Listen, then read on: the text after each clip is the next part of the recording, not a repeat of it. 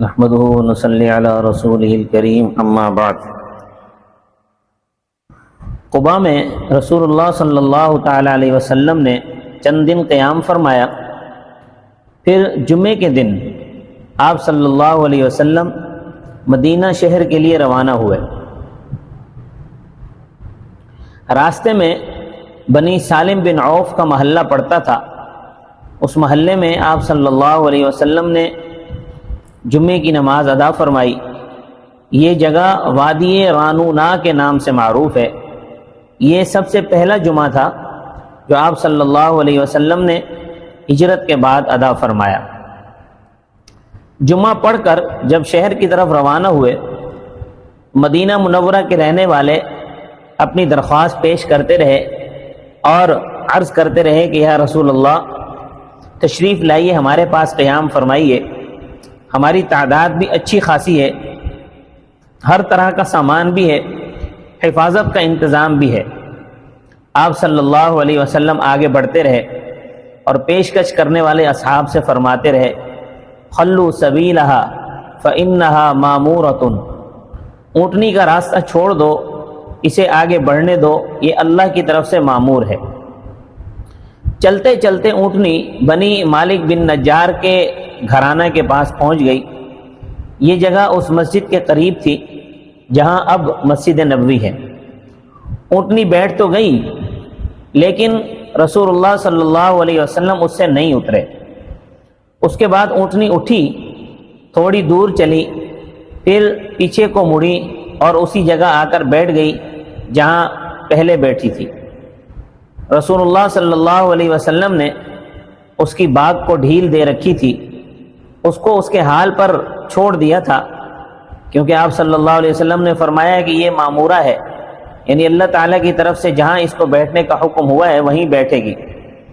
جب دوسری بار بیٹھ گئی اور اپنی گردن کو وہیں رکھ دیا تو آپ اونٹنی سے اترے۔ یہ جگہ حضرت ابو ایوب انصاری رضی اللہ تعالیٰ عنہ کے مکان کے قریب بھی تھی، جن کا اسم گرامی خالد بن زید تھا۔ حضرت ابو ایوب رضی اللہ عنہ نے آپ کا سامان اونٹنی سے اتارا اور اپنے گھر لے گئے، اور رسول اللہ صلی اللہ علیہ وسلم بھی آپ کے گھر میں تشریف فرما ہو گئے۔ رسول اللہ صلی اللہ تعالی علیہ وسلم نے اونٹنی پر بات چھوڑ دی کہ جہاں بیٹھے گی وہاں اتر جائیں گے۔ خود سے کسی گھر میں قیام فرمانا مناسب نہیں جانا۔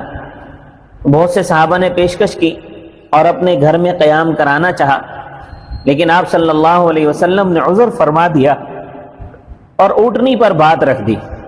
اگر آپ صلی اللہ علیہ وسلم کسی ایک شخص کے ہاں اقامت فرما لیتے تو پھر دوسروں کی دل چکنی ہوتی۔ ان کا اس بات کا اندیشہ تھا کبھی، اس لیے آپ صلی اللہ علیہ وسلم نے اونٹنی پر معاملہ رکھ دیا۔ پھر وہ جہاں خود سے بیٹھی تو آپ صلی اللہ علیہ وسلم اونٹنی سے اتر آئے۔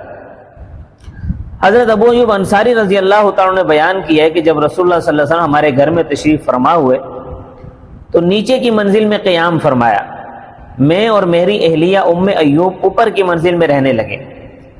ایک دن عرض کیا، یا نبی اللہ، میرے ماں باپ آپ پر قربان ہو، یہ تو مجھے بہت ہی ناگوار ہے کہ ہم آپ کے اوپر کی منزل میں رہیں اور آپ نیچے کی منزل میں ہوں۔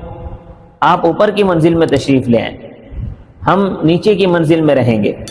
آپ صلی اللہ علیہ وسلم نے فرمایا، اے ابو ایوب، ہم پر اور ہمارے پاس آنے والوں پر رحم کھاؤ، ہمارا نیچے کی منزل پر ہی رہنا مناسب ہے۔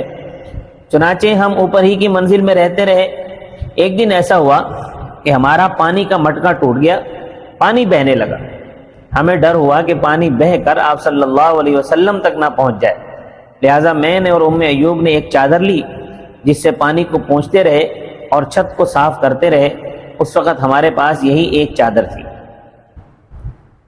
حضرت ابو ایوب انصاری نے مزید بیان فرمایا کہ ہم رات کا کھانا تیار کر کے آپ کی خدمت میں بھیجا کرتے تھے، اس میں سے جو کھانا بچ کر آتا تھا میں اور ام ایوب اسے کھا لیتے تھے، اسی جگہ ہاتھ ڈالتے تھے جہاں سے آپ صلی اللہ علیہ وسلم نے کھایا ہوتا تھا۔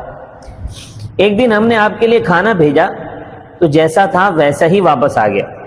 میں گھبرایا ہوا خدمت عالی میں حاضر ہوا، عرض کی، یا رسول اللہ، میرے ماں باپ آپ پر قربان ہو، آپ نے پورا کھانا واپس فرما دیا، آپ کے دست مبارک کا اس میں کوئی نشان نہیں ہے۔ اب تک ہمارا طریقہ یہ رہا ہے کہ جب آپ کا بچا ہوا کھانا واپس جاتا تھا تو میں اور ام ایوب اسی جگہ سے کھاتے تھے جہاں سے آپ نے تناول فرمایا تھا۔ آپ صلی اللہ علیہ وسلم نے فرمایا مجھے اس کھانے میں بدبو والے درخت یعنی پیاز یا لہسن کی بو محسوس ہوئی، اس لیے میں نے نہیں کھایا، کیونکہ میری بات چیت اس مخلوق سے ہوتی ہے جس سے تمہاری بات چیت نہیں ہوتی، لہذا تم کھا لو۔ اس کے بعد حضرت ابو ایوب فرماتے ہیں کہ اس کے بعد ہم نے جب بھی کبھی آپ کے لیے کھانا تیار کیا اس میں پیاز یا لہسن نہیں ڈالا۔ اللہ تبارک و تعالی مجھے بھی اور آپ کو بھی نبی اکرم صلی اللہ علیہ وسلم کی ذات کا ادب تک نصیب فرمائے۔ وما علینا الا البلاغ المبین۔